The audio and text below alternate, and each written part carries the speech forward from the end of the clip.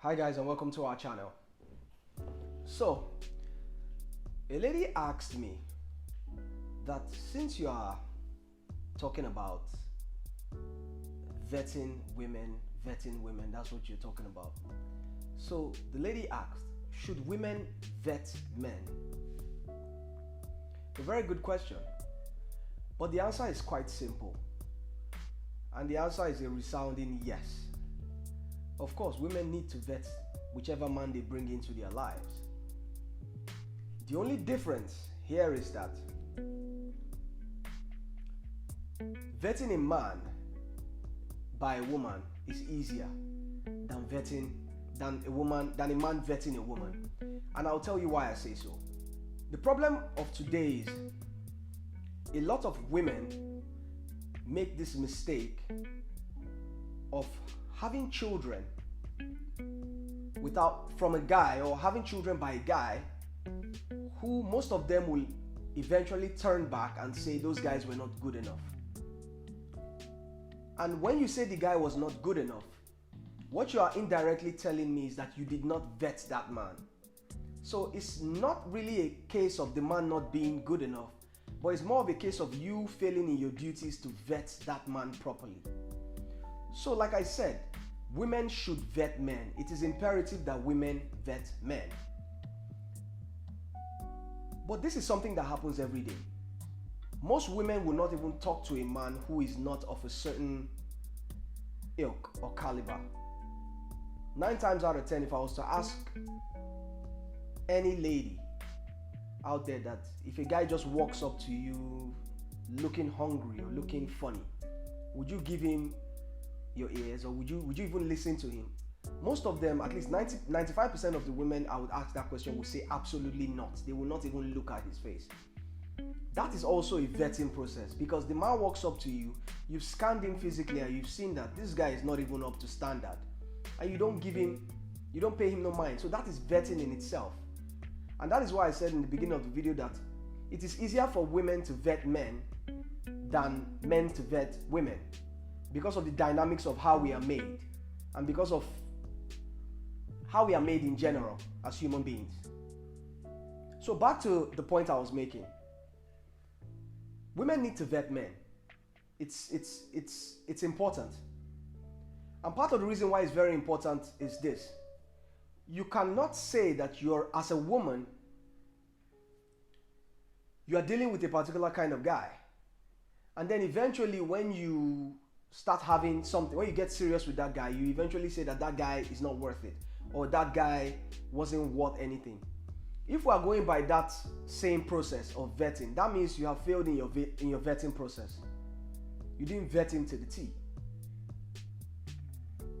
But this is the problem with most women. Most women, when you put that to them and say, okay, did you vet that man properly that you call a useless man?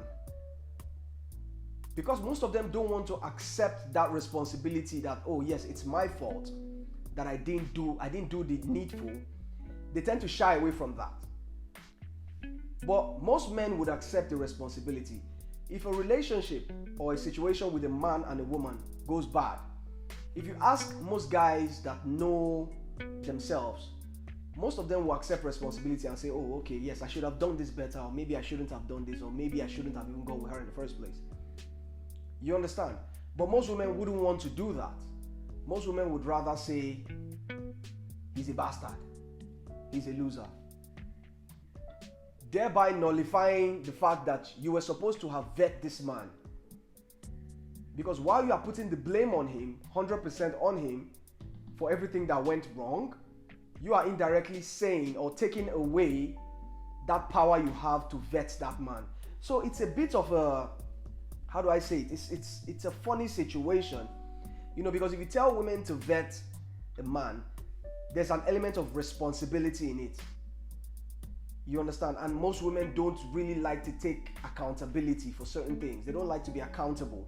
So if I tell you as a woman that you need to vet whichever man you sleep with, or whichever man you have something to do with, or whichever man you have a child with, there's an element of accountability if stuff goes wrong. Because if things goes wrong, then you are the one who would become responsible for that, because people would say you didn't vet him properly.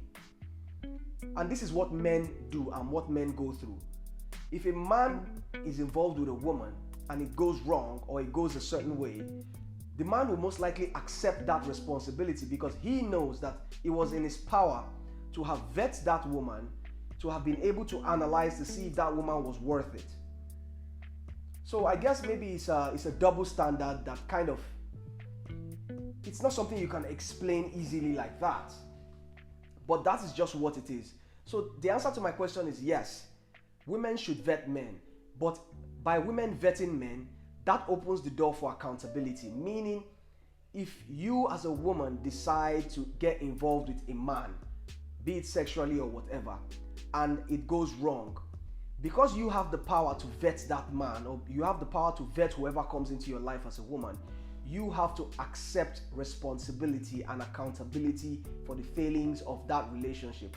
And even if you get pregnant by that man and it turns out that that man is a loser, because you have the power to vet that man, or because you've been given the authority to vet him, that means you have to accept responsibility and take accountability for the failings of that relationship.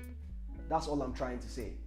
You cannot have the power to vet and not have accountability to go with it. So they go hand in hand. Having that authority to be able to vet who comes into your life also comes with you having the responsibility and the accountability with dealing with it when it goes wrong. So both of them go hand in hand. You cannot have the power to vet and decide you don't want the responsibility when it goes wrong, or decide you don't want accountability.